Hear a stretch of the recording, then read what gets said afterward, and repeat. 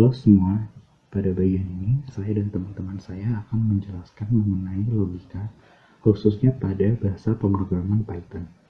Materi yang dijelaskan antara lain adalah input, output, dan variabel, nilai dan tipe data, operator aritmatika, operator logika, kondisional, serta looping.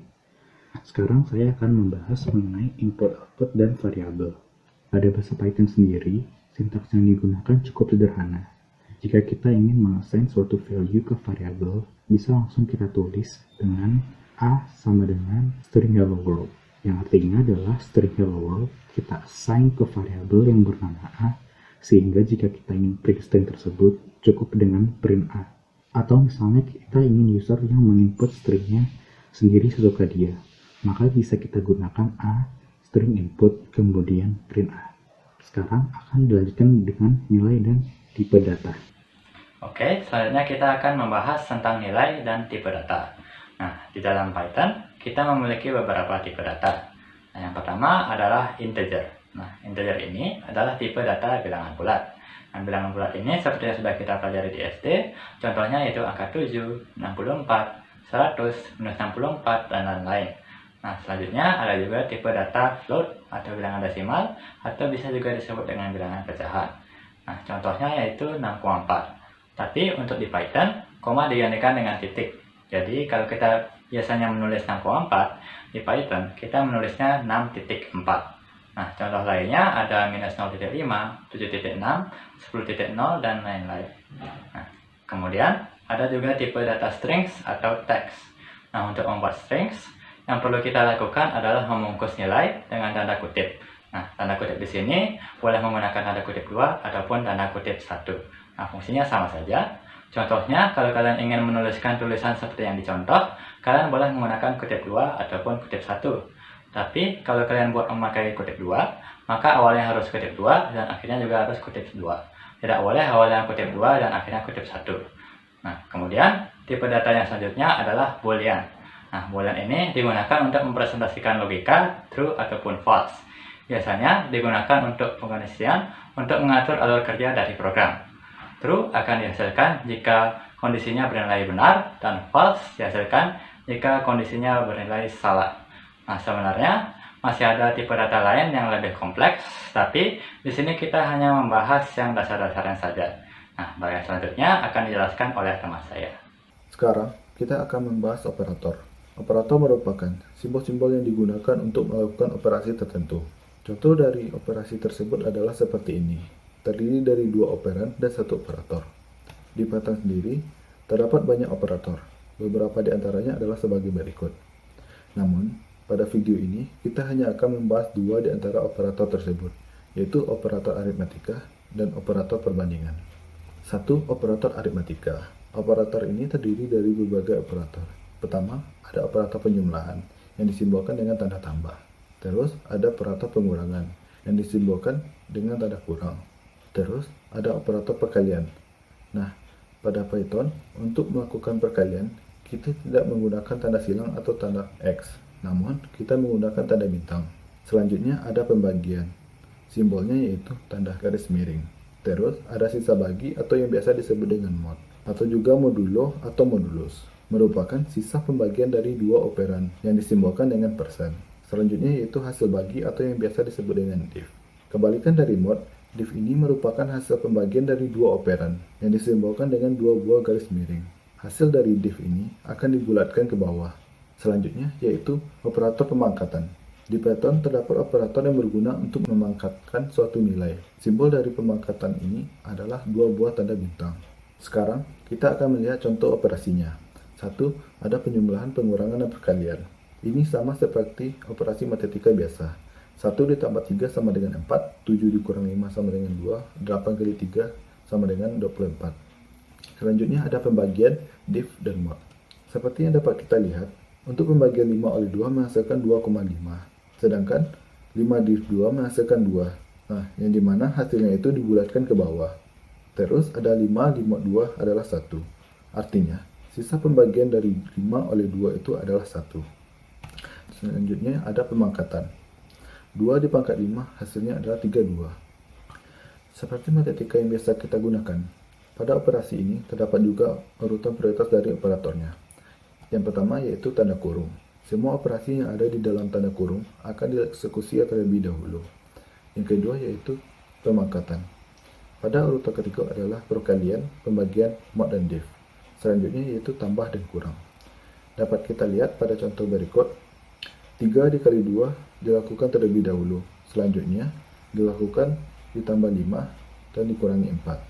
Kedua yaitu operator perbandingan. Operator ini akan membandingkan dua buah operan. Berikut operator perbandingan tersebut. Pertama ada sama dengan, yang disimbolkan dengan dua buah tanda sama dengan.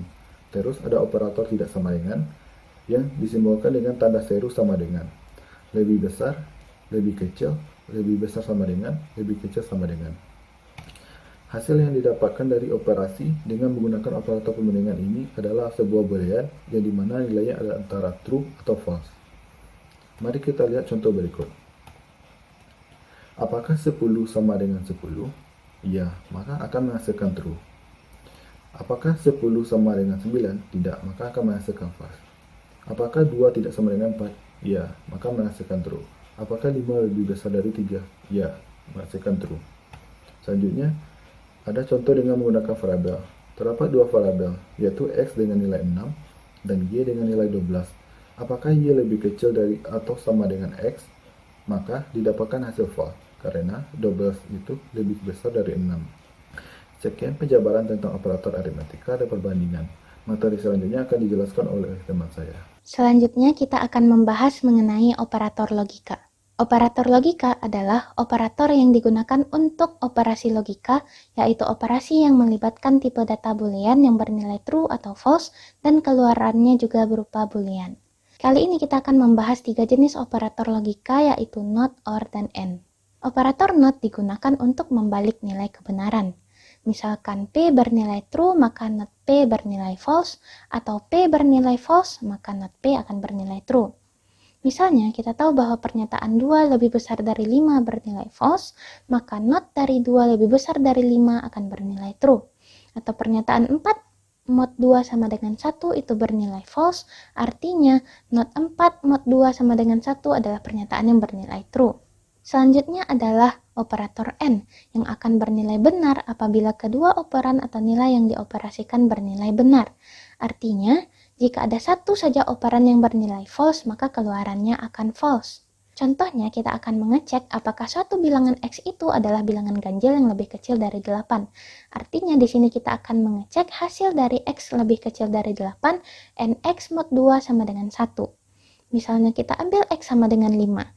Untuk x sama dengan 5, pernyataan x lebih kecil dari 8 bernilai true, pernyataan x mod 2 sama dengan 1 juga bernilai true, sehingga 5 adalah bilangan ganjil yang lebih kecil dari 8. Atau misalnya kita ambil x sama dengan 4, untuk x sama dengan 4, x kecil dari 8 bernilai true, namun x mod 2 sama dengan 1 bernilai false, artinya 4 bukanlah bilangan ganjil yang lebih kecil dari 8.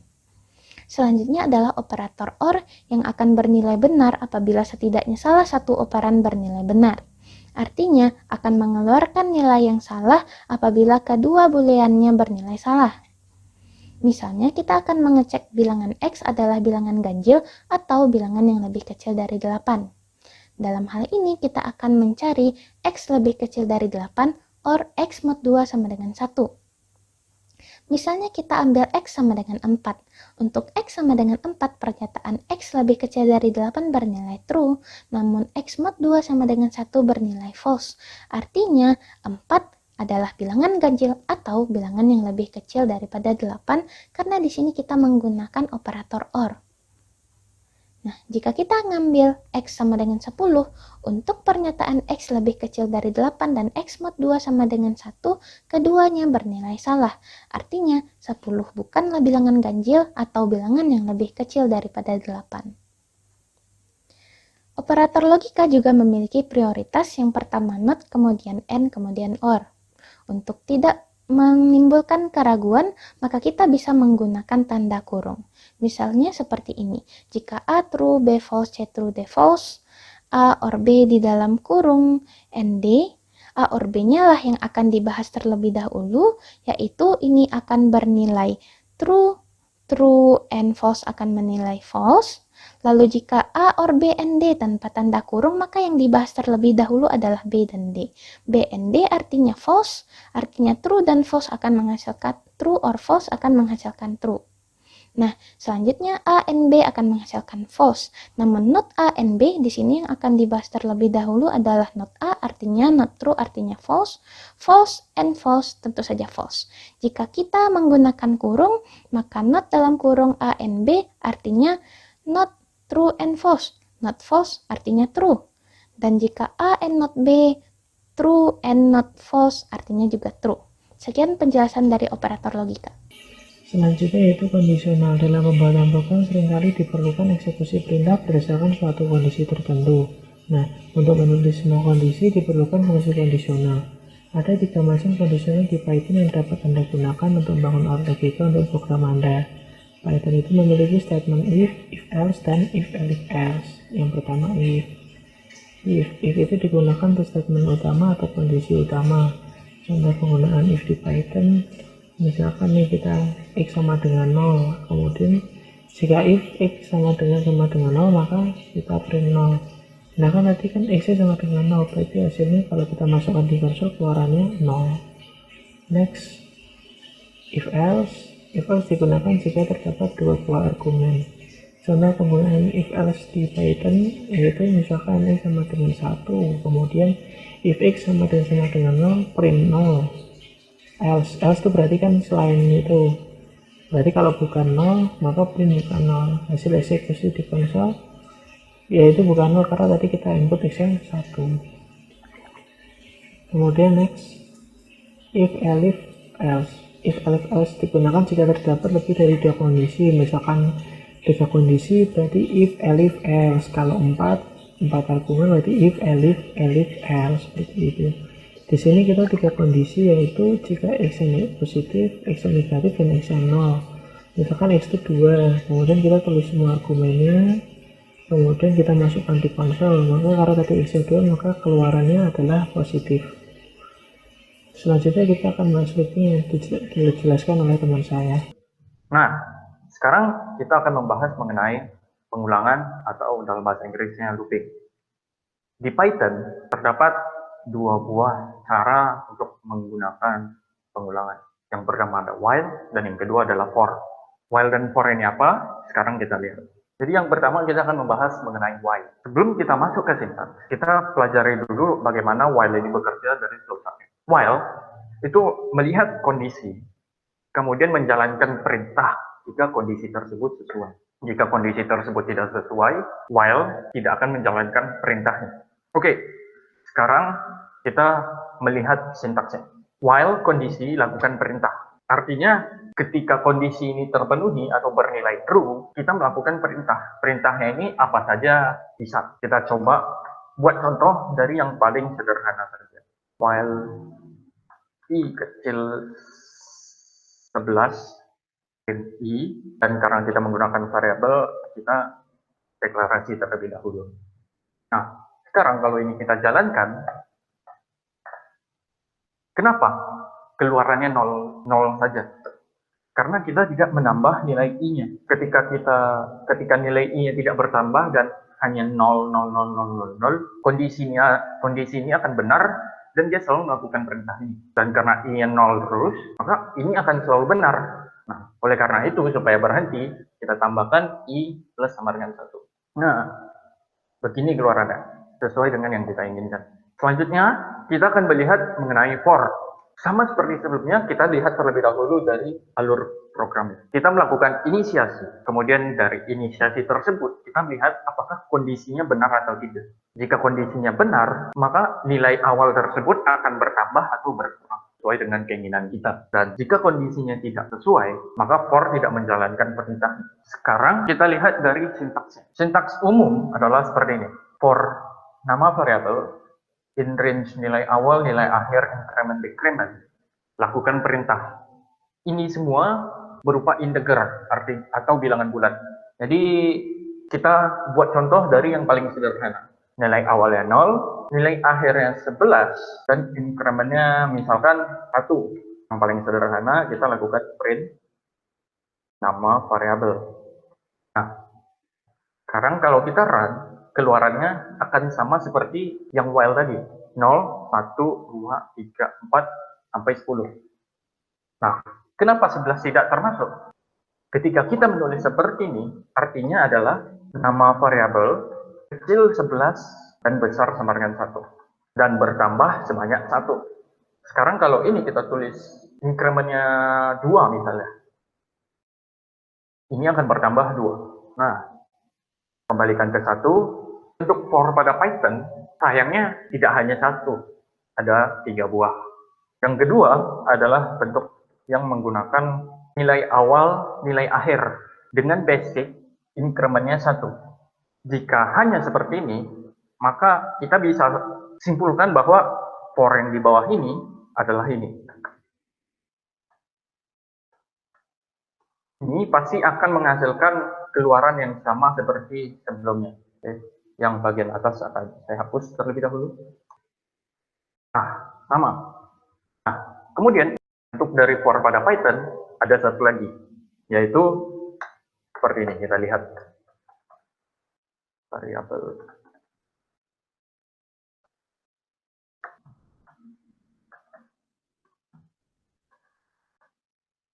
Oh, maaf, saya baru sadar. Ini nama variabelnya adalah di antara 0 dan 11.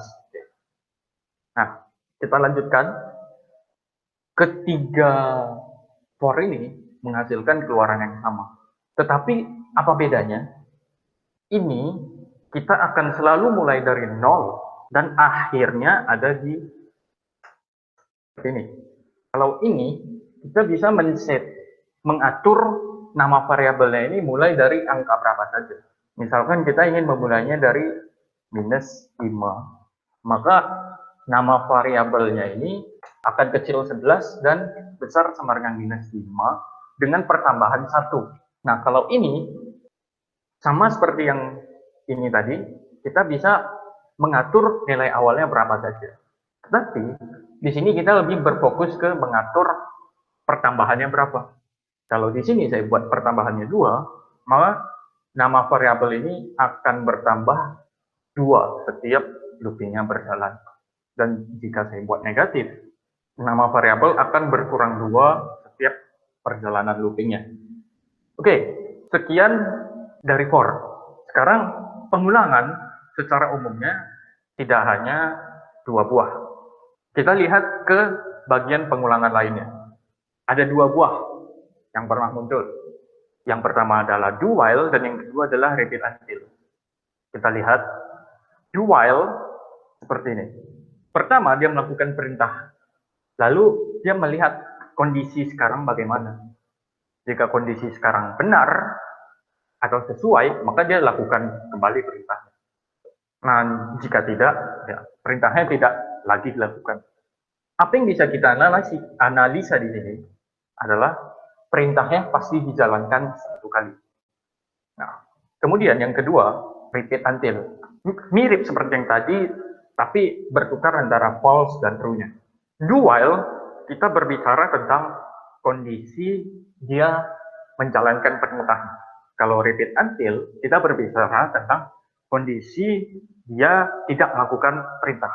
Nah, yang pasti, dia melakukan perintah terlebih dahulu, kemudian dia melihat kondisinya.